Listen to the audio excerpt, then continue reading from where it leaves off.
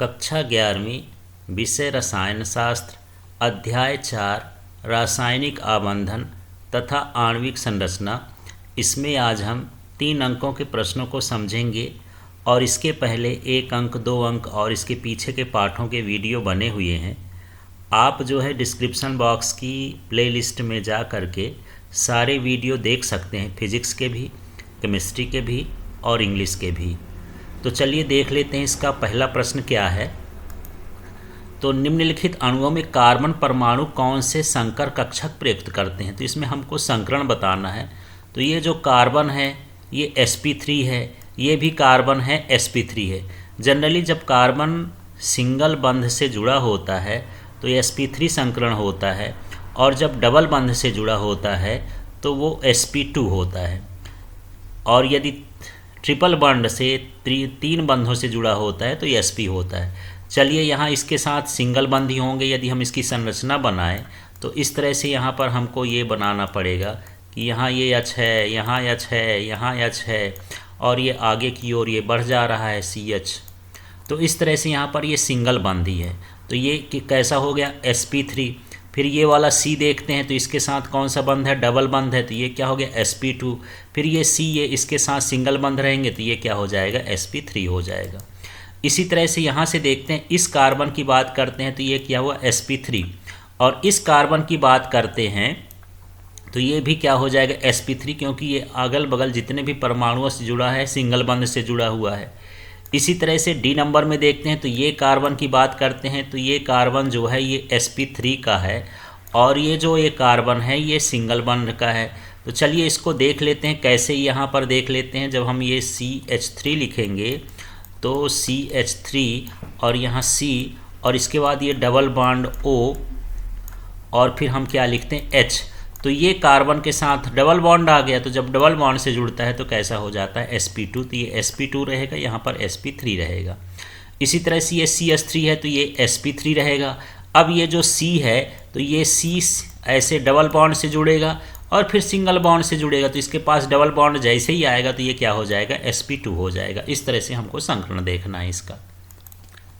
अब अगला प्रश्न देख लेते हैं, इलेक्ट्रॉनों के आबंधी युग्म तथा एकाकी युग्म से क्या समझते हैं, प्रत्येक के एक एक उदाहरण द्वारा स्पष्ट कीजिए। तो इलेक्ट्रॉनों के वे युग्म जो 2 परमाणुओं के मध्य साझा करके बंध बनाते हैं आबंधी युग्म कहलाते हैं, जबकि परमाणु पर उपस्थित वो इलेक्ट्रॉन जो युग्म जो बंध बनाने में भाग नहीं लेते हैं एकाकी इलेक्ट्रॉन युग्म कहलाते हैं। अब इसका उदाहरण यहाँ पर देख लीजिए। ये तो यहाँ ये जो हैं ये जोड़े इलेक्ट्रॉन के और ये जोड़े इलेक्ट्रॉन के ये बंध निर्माण में भाग नहीं लेते, इसलिए यहाँ पर एकाकी इलेक्ट्रॉन युग्म कहला गया। और यहाँ पर ये बंध निर्माण में भाग लिए हैं तो ये आबंधी इलेक्ट्रॉन कहला गया। इसको मैं इधर ऐसे बता दूँ कि ये ऑक्सीजन है तो ऑक्सीजन के बाहरी कक्षा में 6 इलेक्ट्रॉन होते हैं। तो ये 6 इलेक्ट्रॉन बना दिए और ये 6 इलेक्ट्रॉन हो गए। अब क्या होता है कि इसके पास यदि हाइड्रोजन से मिलते हैं तो ये H हो गया, यहाँ भी हाइड्रोजन से मिला तो ये भी H हो गया। एक एक इलेक्ट्रॉन का साझा कर लिए। ये वाला साझा का इलेक्ट्रॉन है, ये वाला भी साझा का इलेक्ट्रॉन है। तो इनको हम क्या बोलेंगे, आबंधी युग्म। और ये जो बंध निर्माण में भाग नहीं लिए हैं ये क्या कहलाएंगे, एकाकी युग्म।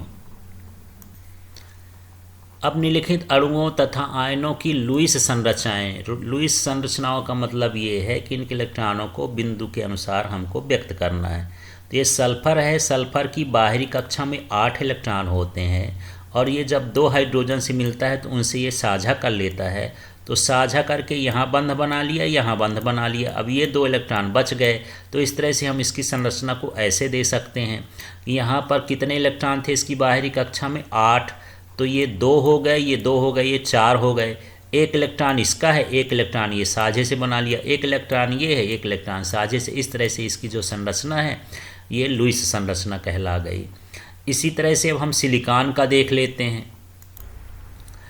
अब हम ये SiCl4 तो यहाँ पर इसको हम देख लेते हैं। सिलिकॉन टेट्राक्लोराइड है।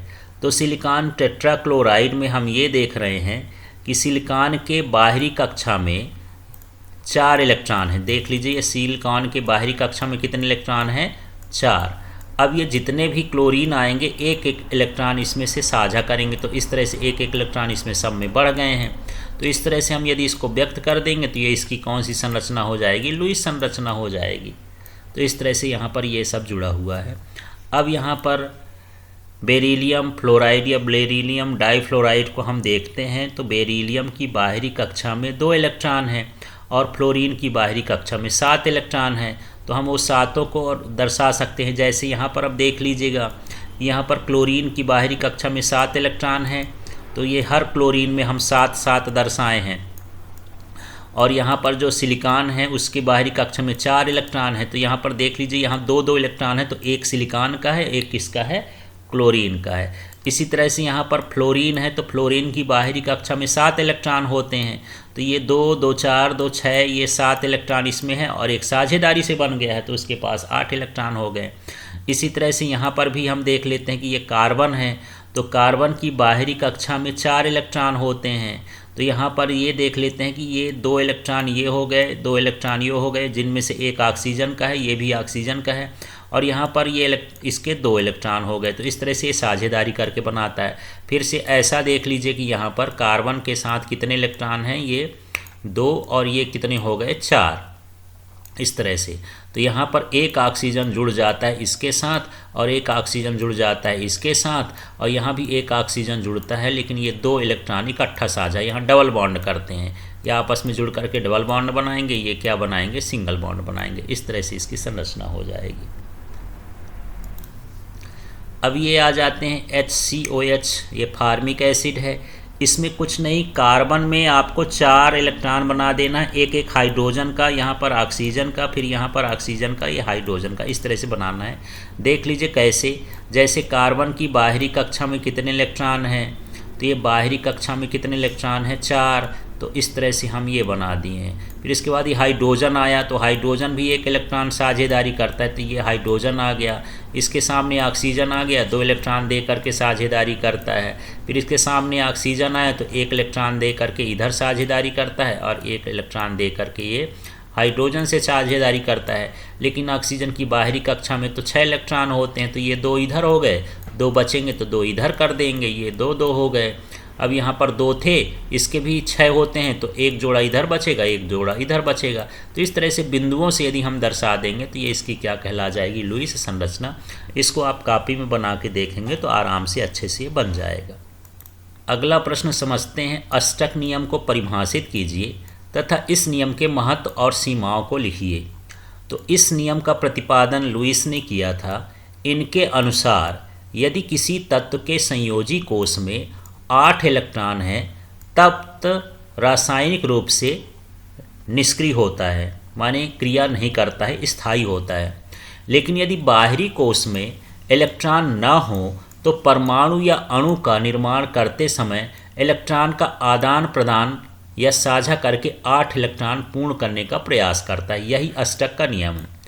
तो किसी भी परमाणु के बाहरी कक्षा में यदि 8 इलेक्ट्रॉन हो तो इलेक्ट्रॉन स्थायी होता है। बाहरी कक्षा माने संयोजी कक्षा।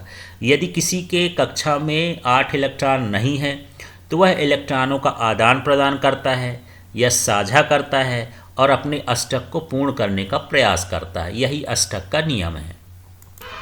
अब अष्टक नियम की सीमाएं समझते हैं। सीमाएं का मतलब इसकी कमियां हैं, ये किन चीज़ों में नहीं लग पाता है उसको देख लेते हैं। केंद्रीय परमाणु का अपूर्ण अष्टक। कुछ यौगिकों में केंद्रीय परमाणु के चारों ओर उपस्थित इलेक्ट्रॉनों की संख्या 8 से कम होती है।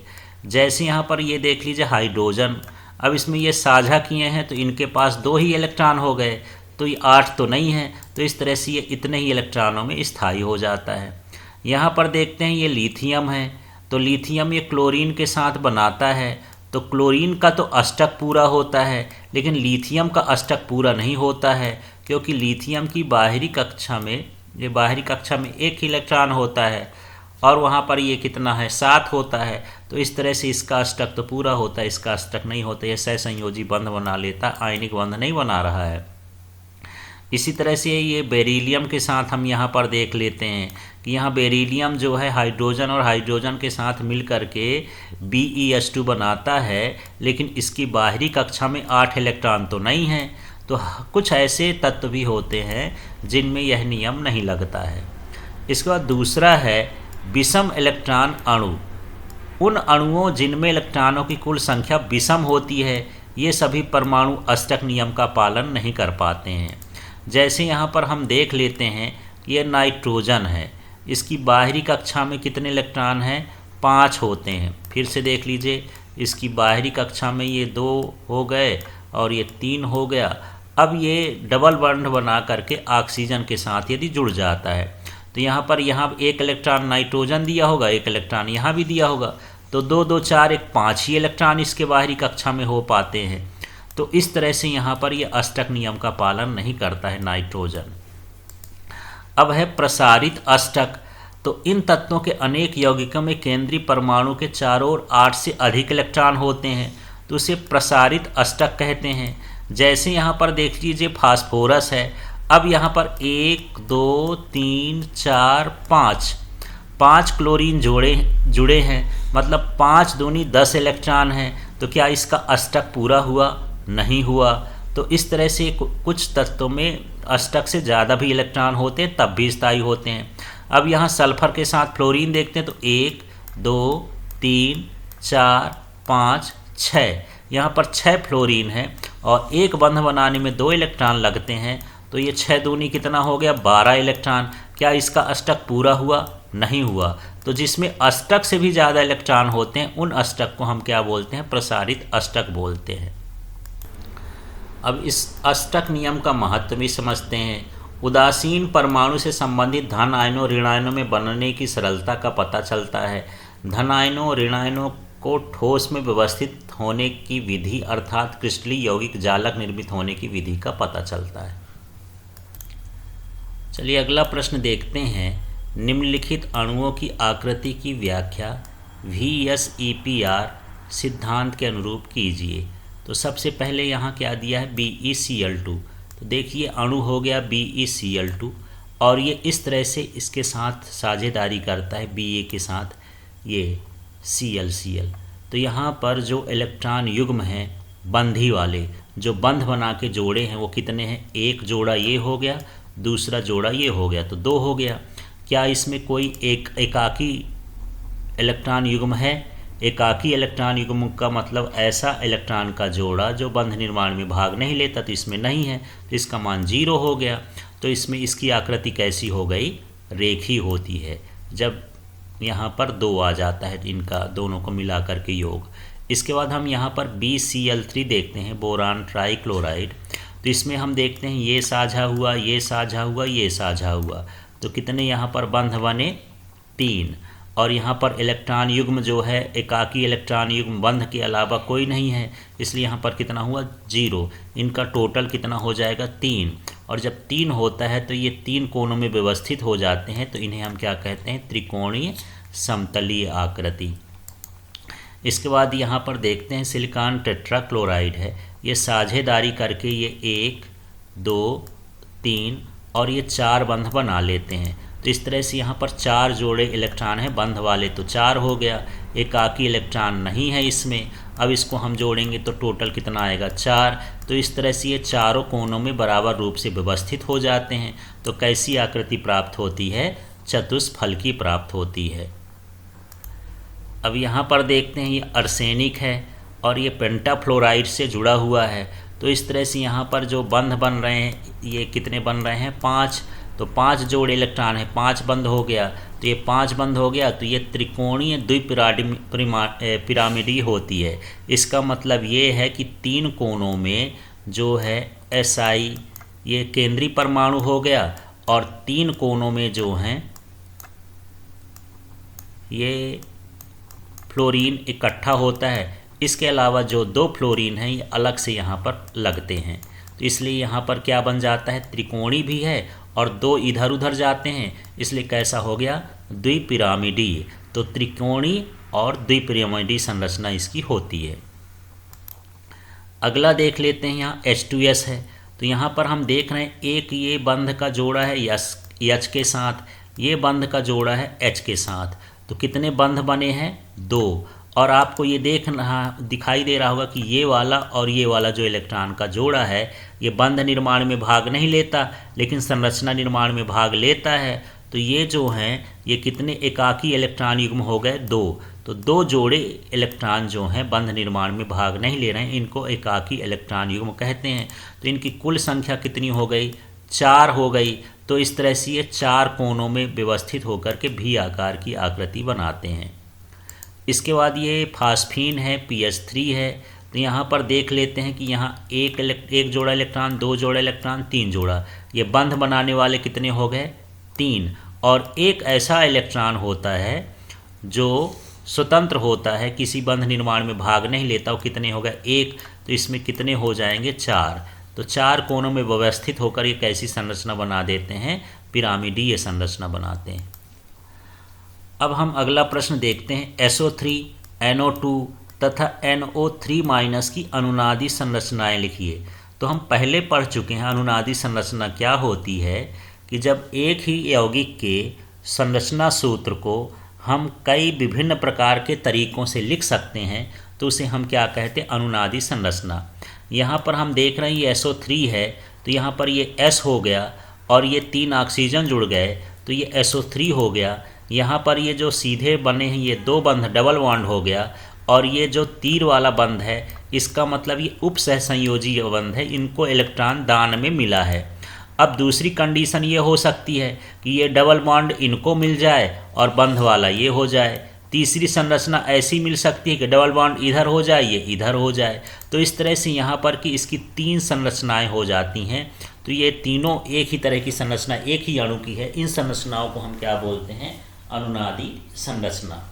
अगले में हम देख रहे हैं, यहाँ पर देख लीजिए कि यहाँ पर ये नाइट्रोजन है, नाइट्रोजन के साथ ऑक्सीजन ये जुड़ा है डबल बॉन्ड के साथ, और एक ऑक्सीजन जो है डोनर बॉन्ड के साथ जुड़ा है, दाता बंध के साथ जुड़ा हुआ है। अब यदि हम यहाँ पर ऐसे देखें तो ये उल्टा हो गया। इस संरचना में डबल बॉन्ड इधर कर दिए, दाता बंध इधर, तो इसकी 2 संरचनाएं संभावित हैं। तो ये इसकी अनुनादी संरचना हो गई। इसके बाद यहाँ पर देख लेते हैं, यहाँ NO3- है, 3 ऑक्सीजन जुड़े हुए हैं। तो यहाँ पर नाइट्रोजन के साथ ये डबल बॉन्ड के साथ जुड़ा हुआ है, ये सिंगल बॉन्ड के साथ जुड़ा हुआ है, ये डोनर बॉन्ड के साथ जुड़ा हुआ। अगली स्थिति में क्या हो गया कि यहाँ पर ये जो डोनर बॉन्ड है, यहाँ पर 2 हैं डोनर बॉन्ड, ये सिंगल बॉन्ड है, यहाँ पर सिंगल बॉन्ड ही बनेगा ये।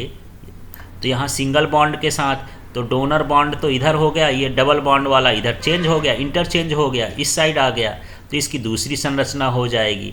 इस तरह से ये संरचनाओं को बदलता रहता है, इसलिए ये इसकी क्या कहला गई? अनुनादी संरचना। तो अनुनादी संरचना का सीधा अर्थ है कि एक ही अणु यौगिक की विभिन्न संरचनाएं होती हैं, तो इसे हम क्या कहते हैं? अनुनादी संरचना कहते हैं। अब अगला प्रश्न देखते हैं। हालांकि CO2 तथा H2O दोनों त्रिपरमाणुक अणु हैं। त्रिपरमाणुक देख लीजिए, यहाँ पर कार्बन का 1, ऑक्सीजन का 2, तो 3 हो गए, इसमें हाइड्रोजन 2 और ऑक्सीजन 1, इसमें भी 3 हो गए। परंतु H2O अणु की आकृति बंकित होती है, जबकि CO2 की रैखिक आकृति होती है। द्विध्रुव आघूर्ण के आधार पर व्याख्या कीजिए। तो यहाँ पर हम देख लेते हैं CO2 की संरचना जो होती है, 2 समान बंध आघूर्ण विपरीत दिशा में कार्य करते हैं और एक दूसरे को प्रभाव को नष्ट कर देते हैं। यहाँ सीधा है कि 2 ऑक्सीजन जुड़े हैं, तो इस तरह से ये ऑक्सीजन जुड़ा है और यहाँ भी एक ऑक्सीजन जुड़ा हुआ है। इसका द्विध्रुव आघूर्ण इधर की ओर होता है, इसका द्विध्रुव आघूर्ण इधर की ओर होता है। तो इस तरह से एक दूसरे को प्रभाव को समाप्त कर देते हैं और इसकी संरचना कैसी हो जाती है? रैखिक हो जाती है। जबकि H2O की कोणीय संरचना होती है। इसका कारण क्या है कि यहाँ पर द्विध्रुव एक दूसरे को समाप्त नहीं कर पाते हैं। यहाँ पर हम देख रहे हैं कि ये जो ऑक्सीजन होता है ये साझे के इलेक्ट्रॉनों को अपनी ओर हाइड्रोजन के साथ जो इलेक्ट्रॉन साझा करता है अपनी ओर आकर्षित कर लेता है, जिससे इसमें जो है आंशिक धनावेश और इसमें भी क्या आ जाता है? आंशिक धनावेश, और इसमें आंशिक आंशिक ऋणावेश आ जाते हैं और साथ में इसमें एकाकी इलेक्ट्रॉन युग्म भी हुआ रहता है। इसके कारण इसकी संरचना कैसी हो जाती है? बंकित हो जाती है। तो बंकित होने का कारण यही है कि यहाँ पर जो ऑक्सीजन और हाइड्रोजन के बीच है वो द्विध्रुव आघूर्ण उत्पन्न होता है, जबकि इनके बीच द्विध्रुव आघूर्ण उत्पन्न नहीं होता है। तो इसकी रैखिक संरचना होती है, इसकी बंकित संरचना होती है। बस इतना सा है। अगला देख लेते हैं, ध्रुवीय सहसंयोजी आबंध से क्या समझते हैं? उदाहरण सहित व्याख्या कीजिए। तो सहसंयोजी बंध में विद्युत ऋणात्मकता में अंतर के कारण आबंधित इलेक्ट्रॉन युग्म अधिक विद्युत ऋणात्मक परमाणु की ओर विस्थापित होता है, जिससे विद्युत ऋणात्मक परमाणु में आंशिक रूप से ऋणावेश तथा दूसरे परमाणु में आंशिक रूप से धनावेश उत्पन्न हो जाता है।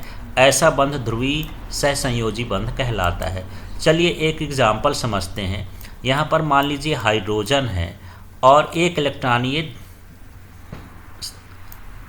साझा करता है किसके साथ? फ्लोरीन के साथ। तो ये फ्लोरीन है, फ्लोरीन भी एक इलेक्ट्रॉन इसमें साझा कर लिया। अब ये जो फ्लोरीन होता है अधिक विद्युत ऋणी होता है, अधिक विद्युत ऋणी होता है मतलब इसको इलेक्ट्रॉन की ज़्यादा आवश्यकता होती है, इसलिए साझे के इलेक्ट्रॉनों को अपनी ओर खींच लेता है, इस तरह से अपने पास ले आता है। जब पास ले आता है तो इसके पास इलेक्ट्रॉन की अधिकता हो जाती है, तो इसमें आंशिक ऋणावेश और इसमें आंशिक क्या हो जाता है? धनावेश बनता है। तो ऐसे बंधों को हम क्या कहते हैं? ध्रुवीय बंध। तो फिर से देख लेते हैं, जब दो तत्व हों और उनकी विद्युत ऋणात्मक में अंतर हो तो जो अधिक विद्युत ऋणी तत्व होता है वो साझे के इलेक्ट्रॉनों को अपनी ओर क्या कर लेता है? खींच लेता है, जिससे उसमें आंशिक ऋणावेश आ जाता है और दूसरे परमाणु में आंशिक धनावेश आ जाता है। ऐसे ही बंधों को हम ध्रुवीय सहसंयोजी आबंध कहते हैं। अगला प्रश्न है, संयोजकता आबंध सिद्धांत के आधार पर H2 अणु के विरचन की व्याख्या कीजिए। विरचन माने बनने की व्याख्या। तो यहाँ पर देख लेते हैं, जब H परमाणु का S ऑर्बिटल, ये H परमाणु का S ऑर्बिटल है, क्योंकि हाइड्रोजन की जब परमाणु को हम लिखेंगे तो क्या हो जाएगा? 1s1। दूसरे H परमाणु के NS ऑर्बिटल से देख लीजिए, दूसरे परमाणु का ये भी N1s ऑर्बिटल हो गया, जिसके इलेक्ट्रॉन चक्रण के विपरीत हो। मान के चलिए इसमें इलेक्ट्रॉन ऊपर है, इसमें इलेक्ट्रॉन क्या है? नीचे हैं। अति व्यापन कर लेते हैं, आपस में ये मिल जाते हैं, तो फिर क्या बन जाता है? H2 अणु बन जाता है इस तरह से। तो यहाँ समझिए ये 1s1 है, ये 1s2 है, ये एक हाइड्रोजन का है, ये दूसरे हाइड्रोजन का है। जब ये आपस में अतिव्यापन करते हैं तो क्या बन जाता है? ये H2 बन जाता है, जिसमें एक इलेक्ट्रॉन विपरीत चक्रण वाला होता है। अगला प्रश्न देखते हैं, आणविक कक्षक सिद्धांत के आधार पर समझाइए कि Be2 का अणु अस्तित्व क्यों नहीं है। तो यहाँ पर मॉलिक्यूलर ऑर्बिटल थ्योरी के अनुसार Be2 अणु का अस्तित्व नहीं होता, क्योंकि इस अणु के लिए बंध कोटि का मान 0 होता है। तो चलिए देख लेते हैं कैसे। Be का परमाणु क्रमांक कितना होता है? 4, और इसके अणु में कितने हो जाएंगे? 8 इलेक्ट्रॉन, क्योंकि Be2 की बात कर रहा है। तो एक Be में 4, तो उसमें कितने हो गए? 8। और 8 का परमाणु विन्यास ऐसे होता है, सिग्मा NS2 1s2, और ये सिग्मा 1s2 ये स्टार वाला हो गया, बंधी में जाएगा या प्रतिबंधी में जाएगा। इसी तरह से ये 2s2 हो गया, 2s2 हो गया। अब इसमें जो बंधी में गए तो ये 2 और 2 4, और जो प्रतिबंधी में इलेक्ट्रॉन गए वो 2 और 2 4। तो यदि हम बंध कोटि निकालेंगे तो इसके बंध कोटि का मान यहाँ पर देख लीजिए। यहाँ पर 1/2 की जगह 1/2 सूत्र होता है। Nb का मान भी 4 है, Na का मान भी 4 है, तो यहाँ बंध कोटि का मान 0 हो गया। इसका मतलब ये है कि Be2 अणु बनाया ही नहीं जा सकता है, क्योंकि इसके बंध कोटि का मान कितना है? 0 है। अगला प्रश्न देखते हैं, संयोजकता का इलेक्ट्रॉनिक सिद्धांत क्या है, इसके मुख्य अभिगृहीत लिखिए। तो किसी भी तत्व की संयोजकता उसके परमाणु के संयोजी कोष में उपस्थित इलेक्ट्रॉनों की संख्या पर निर्भर करती है। जो बाहरी कक्षा में इलेक्ट्रॉन है उस पर निर्भर करता है कि संयोजकता कितनी होगी। दूसरा है, सभी तत्वों के परमाणु में अक्रिय गैस के समान स्थायी इलेक्ट्रॉनिक विन्यास प्राप्त करने की प्रवृत्ति होती है। तो यदि उनके बाहरी कक्षा में स्थायित्व नहीं है तो ऐसा इलेक्ट्रॉनिक विन्यास प्राप्त करने की कोशिश करते हैं कि वो क्या हो जाएं? अक्रिय गैस के बराबर हो जाएं। तीसरा है, किसी भी तत्व के संयोजी कोष में उपस्थित इलेक्ट्रॉन को संयोजी इलेक्ट्रॉन कहते हैं, तथा जब इस संयोजी इलेक्ट्रॉन से इलेक्ट्रॉन निकल जाते हैं तो बचा हुआ रिक्त कक्षक कर्नेल कहलाता है। तो जो कक्षक खाली हो जाता है, मान लीजिए यहाँ सोडियम की बाहरी कक्षा में 1 इलेक्ट्रॉन होगा, अब ये इलेक्ट्रॉन निकल गया, तो निकलने के बाद जो कक्षा बचती है उसको क्या कहा जाता है? कर्नेल कहा जाता है। यदि परमाणु अस्थायी हो तो अस्थायित्व प्राप्त करने का प्रयास करता है। अस्थायित्व प्राप्त करने का मतलब वो अपना ऐसा विन्यास रखना चाहता है जैसे कि अक्रिय गैसों का होता है। इसके लिए वो 3 प्रकार के बंध बनाता है, आयनिक बंध, सहसंयोजी बंध और उपसहसंयोजी बंध। आयनिक बंध तब बनते हैं जब 2 तत्वों में धन आयन और ऋण आयन के बीच जब बंध बन जाए, जैसे Na+ है और Cl- है, तो 2 आयनों के मिलने के कारण जब बंध बनते हैं तो वो क्या कहलाता है, आयनिक बंध बनता है। अब साझेदारी से जब बंध बनते हैं, जैसे यहाँ पर H2 है तो H 1 इलेक्ट्रॉन देता है, दूसरा ये देता है और इसके कारण ये क्या बन जाता है, H2 बन जाता है, तो यह सहसंयोजी बंध। अब उपसहसंयोजी बंध क्या कहलाता है, जो एक जोड़े इलेक्ट्रॉन को ही दान में दे देते हैं। जैसे मान लीजिए यहाँ पर हम NO3 की बात कर लें या O3 की ही बात कर लें, तो ये किस तरह से होता है, ये ऑक्सीजन है, ये इस तरह से ऑक्सीजन से जुड़ता है, इसके पास कितने इलेक्ट्रॉन होते हैं, 6 इलेक्ट्रॉन होते हैं, तो ये दूसरे इलेक्ट्रॉन से ये जुड़ करके ये 2 बंध तो बना लेता है, लेकिन जब यहाँ ऑक्सीजन जुड़ता है तो यहाँ इसके पास ये 2 इलेक्ट्रॉनों को दान देता है। यहाँ पर ये जुड़ता नहीं, बंध नहीं बनाता, बल्कि क्या कर देता है, दान कर देता है। तो ऐसे बंधों से हम कौन से बंध कहलाते हैं, ये उपसहसंयोजी बंध कहलाते हैं। अगला प्रश्न है, पाई बंध, सिग्मा बंध पाई बंध की तुलना में प्रबल होता है, क्यों? ज़्यादा मजबूत होता है, ज़्यादा शक्तिशाली होता है सिग्मा बंध, इसकी बात करते हैं। तो किसी भी बंध की प्रबलता अतिव्यापन की सीमा पर निर्भर करती है। सिग्मा बंध का सम्मुख अतिव्यापन के होता है और जो पाई बंध है वो पार्श्व अतिव्यापन से बनते हैं, इसलिए सिग्मा बंध का अतिव्यापन की सीमा पाई बंध की सीमा से अधिक होता है। इसलिए जो पाई बंध होता है वो दुर्बल होता है, सिग्मा बंध प्रबल होता है। जैसे मान के चलिए कि ये S कक्षक है और ये दूसरा X कक्षक है, ये मिलते हैं तो एक दूसरे में ये ज़्यादा अतिव्यापन ज़्यादा मिल जाते हैं। अब यदि मैं एक S कक्षक ले लूँ और एक यहाँ पर एक P कक्षक ले लूँ, तो ये भी सम्मुख अतिव्यापन है, तो ये ज़्यादा भाग को अतिव्यापित करते हैं।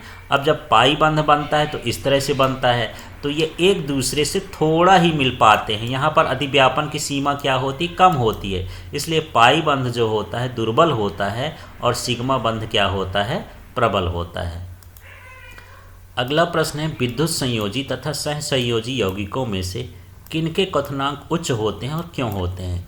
तो विद्युत संयोजी यौगिकों के क्रिस्टल आयनों से मिलकर बने होते हैं तथा इन आयनों के बीच प्रबल स्थिर विद्युत आकर्षण बल होता है, जिसके कारण ये दृढ़ता से बंधे रहते हैं। इनको पृथक करने के लिए तथा वाष्पित करने के लिए अधिक ऊर्जा की आवश्यकता होती है, इसलिए वैद्युत संयोजी यौगिकों के क्वथनांक सहसंयोजी यौगिक से उच्च होते हैं, जबकि सहसंयोजी यौगिक के परमाणु संयोजन से बनते हैं और इनके बीच दुर्बल वांडर बल्स आकर्षण बल कार्य करता है, इसलिए ये क्या होते हैं, इनके क्वथनांक निम्न होते हैं। तो सीधा सीधा आपको समझना है कि जब आयनिक बंध बनते हैं, आयनिक बंध का मतलब ये जैसे समझ लीजिए Na+ है और ये Cl- है, तो ये जब इनके बीच बंध बनता है तो इनके बीच स्थिर विद्युत बल लगता है। और जब मान लीजिए यहाँ पर H2 और ये बंध जब बना है तो 2H के बीच जो बंध बनता है वो वांडर वाल्स बल बनता है। तो जो वांडर वाल बल होता है वो स्थिर विद्युत बल की तुलना में कमज़ोर होता है, इसलिए यहाँ पर जो है ये इसके कथनांक क्या होते हैं, निम्न होते हैं। चलिए, इस तरह से ये 3 अंक के इम्पॉर्टेंट प्रश्न थे। इस चैप्टर के आगे के वीडियो में हम 4 अंक के प्रश्नों को देखेंगे। Thank you.